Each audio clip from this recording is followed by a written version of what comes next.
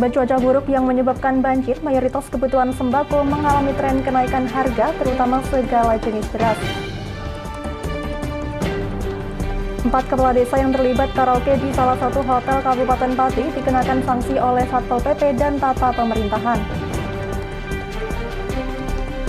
Objek wisata Cahaya Kabupaten Brebes ramai dikunjungi ribuan wisatawan dengan tetap menerapkan protokol kesehatan. Selamat sore pemirsa, bersama saya Amanda Soraya, inilah Jateng hari ini.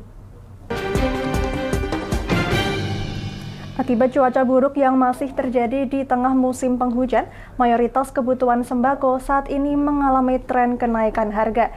Seperti yang dialami oleh makanan pokok warga Indonesia, semua jenis beras harganya terus melambung tinggi.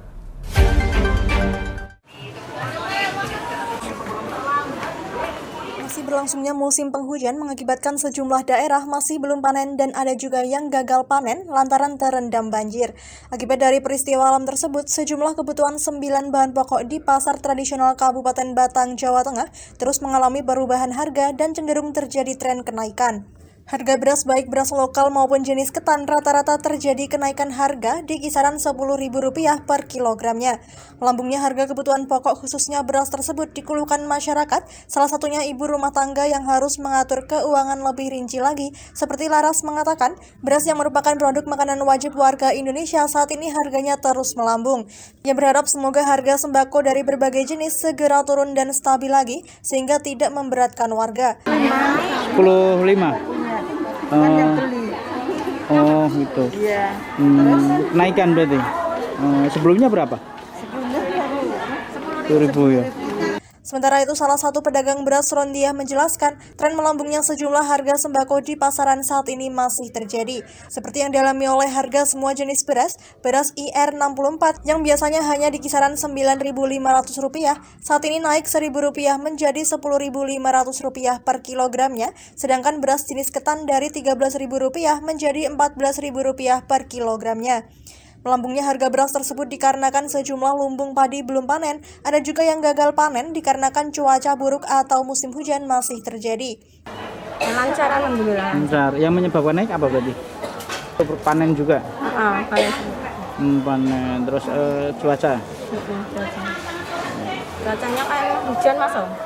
Masih berlangsung musim penghujan yang berimplikasi pada menurunnya produksi beras di tingkat petani lantaran kebanjiran dan belum ada yang memasuki musim panen akan berdampak pada harga yang dipastikan akan terus mengalami kenaikan. Dari Batang, Ahmad Revaldi Krisna, Lingkar TV, melaporkan.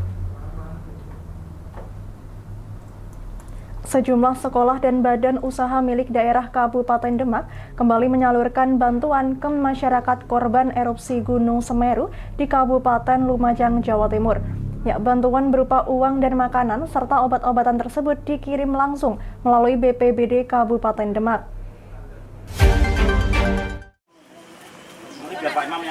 Pemerintah Kabupaten Demak kembali menyalurkan bantuan ke masyarakat korban erupsi Gunung Semeru di Kabupaten Lumajang, Jawa Timur. Bantuan berupa uang dan makanan serta obat-obatan tersebut dikirim langsung melalui BPBD Kabupaten Demak. Dana bantuan yang terkumpul merupakan sumbangan dari beberapa institusi, juga masyarakat Kota Wali, antara lain Komisi C dan Sekretaris DPRD Kabupaten Demak, organisasi guru, BUMD Demak, Pramuka, Basnas, ID, sejumlah sekolah SMA negeri, serta dari Bupati Demak dan Dr. Estiana sebagai pribadi. Bupati Demak Dr. Estiana usai melepas tim BPBD Kabupaten Demak yang berangkat ke Lumajang mengatakan, meski erupsi Gunung Semeru sudah lewat beberapa pekan, namun dampak yang ditanggung rakyat Kabupaten Lumajang belum usai. Selain makanan dan obat-obatan, bantuan yang dikumpulkan oleh kelompok masyarakat, pelajar, dan badan usaha tersebut juga dikumpul sejumlah uang yang dikirim langsung ke Badan Penanggulangan Bencana Daerah Kabupaten Lumajang. Diserahkan ke sana nanti biar sananya mengkoordinasikan. Jadi kita kan daripada kita membelikan sesuatu dari sini tidak tahu kebutuhannya yang di sana, lebih baik kita dalam bentuk uang kita serahkan, ada serah terima secara diketahui oleh para donatur untuk legalnya mereka yang membelanjakan sesuai kebutuhan yang dibutuhkan di sana sesuai kondisinya. Menurut Bupati, penanggulangan bencana adalah urusan bersama, tak peduli beda batas administrasi wilayah. Ketika bencana melanda suatu daerah, maka sudah menjadi tanggung jawab bersama untuk membantu menanganinya. Dalam rangka meringankan beban tersebut, Badan Penanggulangan Bencana Daerah berkoordinasi dengan lembaga instansi lintas sektoral menggalang dana bantuan untuk korban erupsi Semeru. Dari Demak, Ismail, Lingkar TV melaporkan.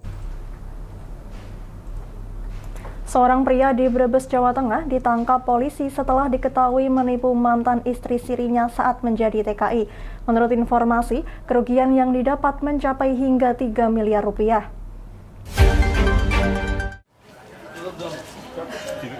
M. Yusuf Sudarsono, 41 tahun, warga desa Sawo Jajar, Kecamatan Wonosari, Kabupaten Brebes, harus berurusan dengan pihak berwajib setelah dilaporkan mantan istri sirinya sendiri, Nur Yuliati, seorang perempuan warga Gebang, Kabupaten Cirebon. Kapolres Brebes AKBP Faisal Febrianto menjelaskan, jika tersangka MYS ditahan karena telah melakukan penipuan kepada korbannya NY yang tidak lain adalah istri sirinya. Kejadian berawal saat korbannya bekerja sebagai TKI di Taiwan dan saat pulang di tahun 2020 lalu meminjam uang untuk berbisnis. Namun justru tersangka berbelit saat uangnya diminta kembali. Korban pun akhirnya mengalami kerugian mencapai 3 miliar rupiah. NY yang pada saat itu baru pulang dari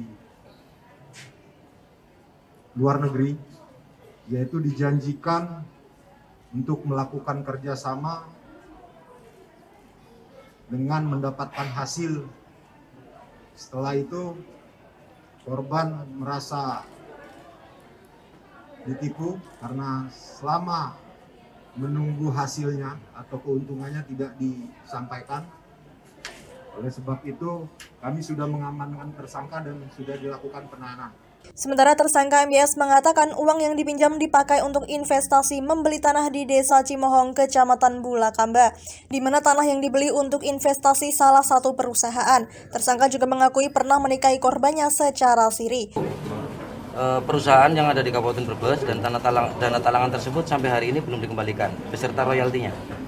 Jadi duit itu tidak dipakai oleh saya pribadi, tetapi untuk dana talangan pembelian lahan di wilayah Cimohong, salah satu perusahaan. Anda pernah menikahi korban? Saya pernah menikahi korban. Pada saat itu untuk menarik uang yang... Oh tidak, itu kesepakatan dan itu diketahui oleh pemilik uang. Pemilik uang tersebut bukan milik Nur Yuliati, milik Mr. Cheng, dan itu rekanan kerja saya. Bisa dilihat bahwa perusahaan saya itu menjalin kerjasama sebelum Nur Yuliati pulang. Atas perbuatannya, kini tersangka harus mempertanggungjawabkan perbuatannya dan terancam 4 tahun penjara. Dari Brebes, Gus Fadilah, Lingkar TV melaporkan. Ya, kami masih akan kembali, tetap bersama kami di Jateng hari ini.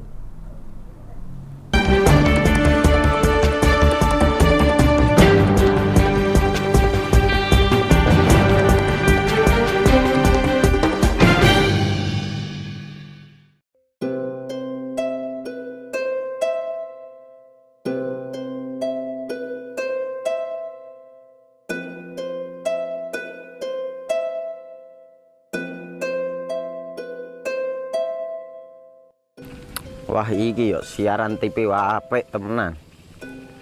Filme cocok karo suasanane. Elah. Boleh bro ngene iki awan-awan kok. Iki lho nonton TV, Kang. Wah, kenal nedan kowe wong genang delok HP kok delok TV piye? Wah, kurang update kowe iki, Kang. Lho, maksudnya piye kok ngarane aku update yo? Iki lho delok aku nonton TV tenan. Apa kira nonton HP? Wong delok HP ngono kenal nedan apa iki. Iki lho delok siarane. Lho, kok iso ya? Yo TV apa? Jenenge Lingkar TV, Kang. Saiki erane TV kok ngene iki. Kok Lingkar TV nek dia awak dhewe panggone iso nonton TV lewat HP. Kok ngene iki. Ana film-film ngene iku ya? Iya, filme apik-apik kaya ngene iki. Awak dhewe nek sawah leren mbut gawe iso leren ndelok film-film ngene iki. Padha iso ngene iku. Iso, ora ketinggalan karo cah-cah kae. Lho, HP ku kok ora iso tak nggo ngono piye carane iki? Iki lho Rip, tak doi carane. Piye? Kowe buka Play Store. Play Store, Mas. Yo iku pokoke. Play Store apa? Ketik Lingkar TV. Engko lek wis ngono, klik install. Nah, engko wis ana metu menune Lingkar TV karek ndelok siaran apa ae. Film-filme apik-apik. Berarti film channel Lingkar TV metu nang kene kabeh ra? Iso. Filme wah cocok karo suasana cara didelok ya. Oh, wis iki iso iki. Iya metu kabeh ngene TV wah. Iya. Kondiange ya. Mangkane Lingkar TV filme apik-apik kabeh. Iya, aku ngene kok. Lagi reti iki aku malah. Sekolo Iya. ana bocah-bocah ajak delok. Heeh, ben seru nang kene ya, Pak. Wabek. Rene lo. Tak deloki apik-apik ana film Jos iki.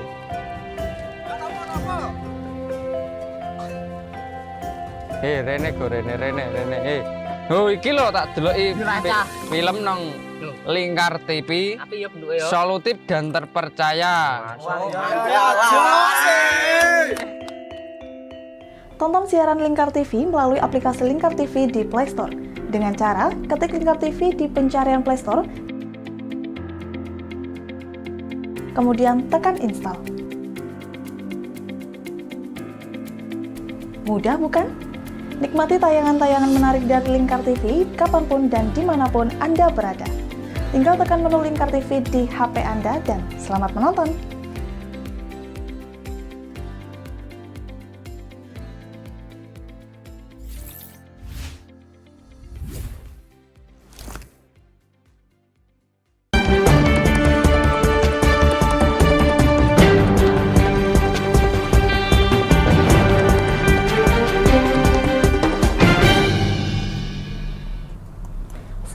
Kasus penyalahgunaan narkotika diungkap oleh Badan Narkotika Nasional atau BNN Provinsi Jawa Tengah sepanjang tahun 2021.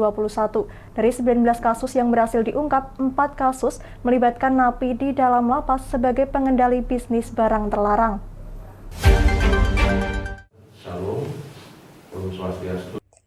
Data ungkap kasus peredaran narkoba se-Jawa Tengah yang total mencapai 19 kasus sepanjang tahun 2021 itu disampaikan oleh Kepala BNN Provinsi Jawa Tengah Brigjen Pol Purwocahyoko di Semarang. Dari jumlah 19 kasus yang ditangani, 38 orang ditetapkan sebagai tersangka. Dari tersangka sebanyak itu ada 4 kasus yang masih melibatkan warga binaan atau napi di dalam sejumlah lapas sebagai pengendali pengedaran narkoba. Selain menjerat para pelaku dengan tindak pidana penyalahgunaan narkotika, beberapa pelaku dijerat dengan tindak pidana pencucian uang atau TPPU. Narkotika Nasional Provinsi Jawa Tengah dan jajaran telah mengungkap sebanyak 19 kasus tindak pidana narkotika dengan 34 berkas perkara, di mana sebanyak 31 berkas perkara kasus telah P21 dan 3 berkas sedang proses sidik. Serta kita melakukan proses tindak pidana pencucian uang sebanyak 4 kasus, di mana sebanyak 3 berkas perkara kasus telah P21 dan 1 berkas perkara sedang proses diterbitkan P21.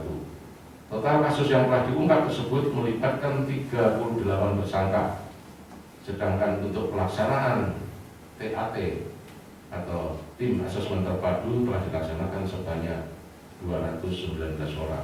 Adapun barang bukti narkotika yang diamankan dalam penindakan selama setahun diantaranya 853 gram sabu dan 10 kg ganja. Sementara dari hasil tindak pidana pencucian uang, total nilai harta yang diamankan dari hasil bisnis narkotika mencapai 1,2 miliar rupiah, terdiri aset bergerak berupa kendaraan, aset tidak bergerak seperti rumah, emas, dan puluhan ekor burung berkicau. Penindakan yang dilakukan BNN Jateng terhadap penyalahgunaan narkotika pada masa pandemi COVID-19 tahun 2021 mengalami peningkatan dibanding tahun 2020. Banyak muncul modus baru dalam peredaran narkotika pada masa pandemi ini, diantaranya para pelaku yang terlibat mencoba memanfaatkan teknologi informasi atau platform media sosial untuk memudahkan transaksi. Dari Semarang, Henufan, Lingkar TV, melaporkan. Viralnya kasus 4 kepala desa di Kabupaten Pati karaoke di masa PPKM menjadi sorotan media lokal maupun nasional.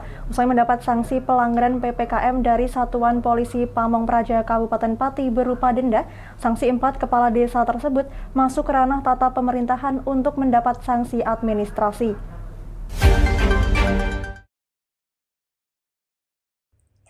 Hal itu disampaikan langsung oleh Kepala Satpol PP Pati Sugiono saat ditemui pada Senin pagi di kantor Satpol PP Pati. Sugiono menjelaskan bahwa kasus 4 kepala desa melanggar PPKM dengan karaoke di salah satu hotel di Kabupaten Pati sudah selesai di ranah Satpol PP. Ia menerangkan bahwa kelanjutan kasus tersebut sudah menjadi kewenangan tata pemerintahan Kabupaten Pati untuk memutuskan sanksi administrasi mengingat 4 kepala desa tersebut merupakan pejabat pemerintah di tingkat desa. Kasatpol PP Pati Sugiono menjelaskan bahwa menurutnya 4 kepala desa yang viral melanggar protokol kesehatan dengan berkaraoke di salah satu hotel di Kabupaten Pati tersebut melakukan pelanggaran sedang, namun pihaknya mengungkapkan bahwa hal itu kini menjadi kewenangan tata pemerintahan untuk memutuskan sanksi apa yang harus diberikan. Terkait dengan perkembangan kasus kepala desa yang berkaraoke ria di salah satu hotel di Magerejo pada tanggal 25 Desember yang lalu, karena itu sudah melanggar PPKM, dari kami sudah clear terkait dengan sanksi yang kami berikan. Terutama adalah terkait dengan sanksi sosial, kemudian denda. Ini sudah kita clear semuanya. Hanya sekali lagi kami pesan kepada kepala desa tersebut, jangan sampai diulangi lagi. Karena kepala desa ini adalah panutan teladan, harus memberikan yang terbaik pada masyarakat. Sehingga dari kami, karena kami sudah clear semuanya, tinggal nanti sanksi administrasi dari pemerintah daerah, utamanya lewat bagian pemerintahan. Karena kemarin ancamannya cukup berat ancamannya, jadi masuk pelanggaran sedang. Lebih lanjut, Kasatpol PP Pati Sugiono berpesan kepada 4 kades tersebut untuk tidak mengulangi perbuatannya lagi. Menurutnya masyarakat saat ini sedang prihatin karena terdampak pandemi COVID-19 dan sebagai pejabat harus bisa memberi contoh yang baik kepada masyarakat. Sementara itu, Kabag Tata Pemerintahan Kabupaten Pati Imam Kartiko saat dihubungi terpisah menggunakan pesan seluler mengungkapkan kepada media untuk menunggu terkait keputusan tata pemerintahan kepada 4 kades tersebut. Seperti diketahui, 4 kepala desa yang viral karaoke dengan LC di salah satu hotel Kabupaten Pati tersebut sudah mendapatkan sanksi denda sebesar 2 juta rupiah oleh Satpol PP Pati. Meski demikian, masih ada sanksi administrasi yang menunggu diberikan kepada 4 kades tersebut yang saat ini masih diproses di tata pemerintahan Kabupaten Pati. Dari Pati, Fajar Mukti, Lingkar TV, melaporkan. Jangan kemana-mana pemirsa, kami akan kembali usai jeda pariwara. Tetap bersama kami.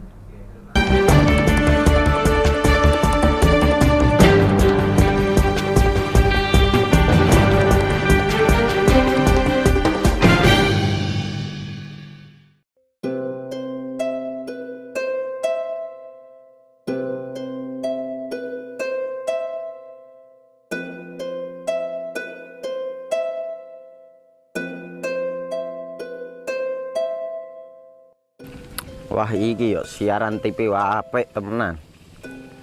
Filme cocok karo suasanane.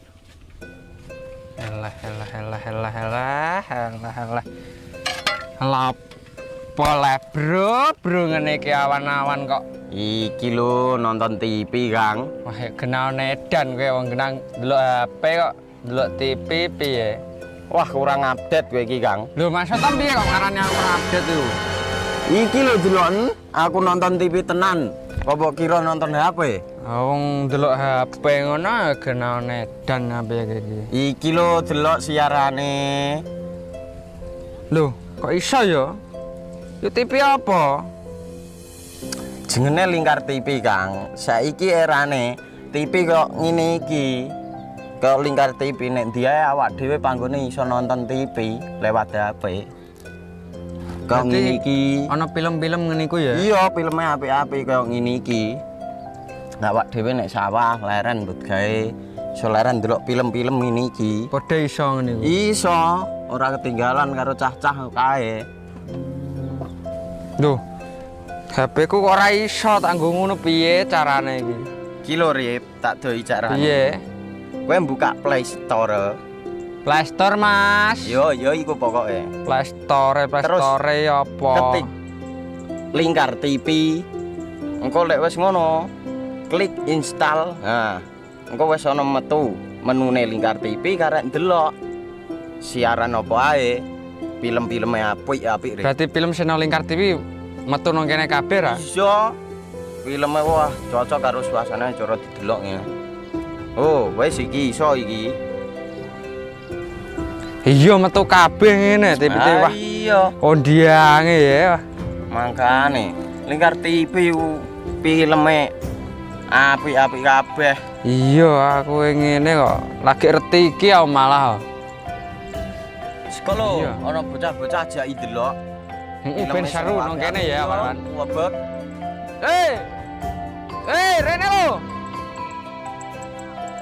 Tak deloki apik-apik ana film Jos iki.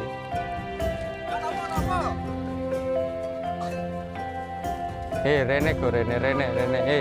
Oh iki lho tak deloki film nang Lingkar TV. Solutif dan terpercaya.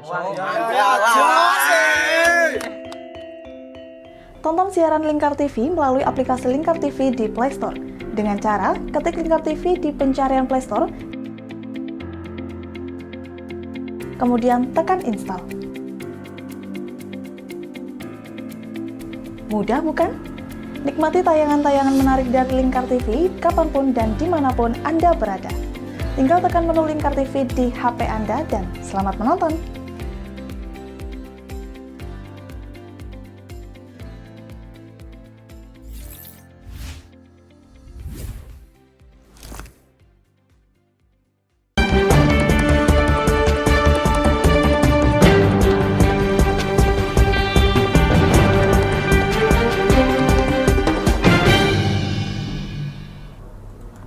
Pemerintah Kabupaten Pati melantik 59 pejabat baru di lingkungan pemerintah Kabupaten Pati. Pejabat baru tersebut merupakan rotasi, mutasi, maupun promosi yang terdiri dari pejabat pimpinan tinggi pratama, pejabat administrator, dan juga pejabat pengawas. Bertempat di Pendopo Kabupaten Pati, Bupati Pati melantik 59 pejabat baru di lingkungan pemerintah Kabupaten Pati pada Senin siang. Ke-59 pejabat baru tersebut merupakan rotasi, mutasi, maupun promosi yang terdiri dari pejabat pimpinan tinggi, pejabat administrator, dan juga pejabat pengawas.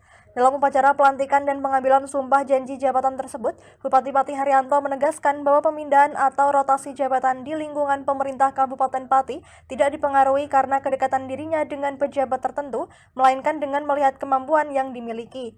Lebih lanjut, ia menilai bahwa pejabat harus memiliki kompetensi dan intelektual, namun ia menambahkan bahwa kepandaian saja tidaklah cukup, melainkan pejabat harus mempunyai sikap yang dapat menangkap sosial. Oleh karena itu, kepercayaan yang saya berikan dan termasuk juga amanah ini harus dilaksanakan dengan baik. Sekecil apapun dipertanggungjawabkan. Jadi sumpahnya nanti hanya dipertanggungjawabkan di dunia saja, nanti juga di akhirat. Oleh karena itu jangan hanya kalau belum dapat jabatan. Untungnya saya itu kalau menjelang seperti ini kan pergi. Banyak kemarin itu saya juga nggak tahu. Setiap kali ada pelantikan itu ada orang yang mungkin kelainan. Setiap kali ada mau pelantikan itu mesti jalur pengen pindah. Sementara itu, Ketua Komisi A Bidang Hukum dan Pemerintahan DPRD Pati Bambang Susilo yang juga hadir dalam acara tersebut mengaku kaget dengan mundurnya Kepala Dinas PUTR Kabupaten Pati. Ia merasa kaget karena menurutnya baru kali ini Kepala Dinas PUTR mengundurkan diri dari jabatan strategisnya. Lebih lanjut, ia berharap ke depan Kepala Dinas DPUTR yang baru bisa tahan dan lebih baik. Ada yang sudah 5 tahun menduduki jabatan eselon 2 itu kan kalau mau diperpanjang kan izin ke gubernur kan. Ya memang harus ada penyegaran. Saya kira itu hal yang rutinitas yang wajar. Hanya saja yang perlu kita dikagetkan kepala PU yang mundur gitu kan. Itu kan baru hari ini kita tahu. Ya semoga pengganti PU lebih tahan lah. 59 pejabat baru yang dirotasi maupun promosi di lingkungan pemerintah Kabupaten Pati tersebut diambil sumpah jabatan di hadapan Bupati Pati Haryanto. Bupati Haryanto menegaskan bahwa tidak ada unsur suka dan tidak suka dirinya dalam menentukan promosi maupun rotasi. Ia menegaskan hal tersebut murni karena kebutuhan pemerintahan. Dari Pati, Fajar Mukti, Lingkar TV melaporkan.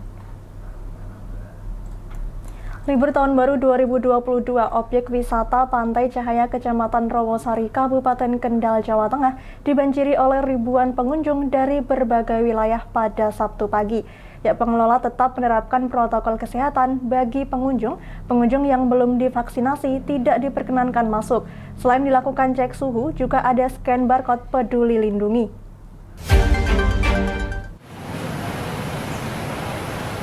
Tahun Baru 2022, objek wisata Pantai Cahaya tetap dibuka mulai pukul 8 pagi hingga pukul 4 sore.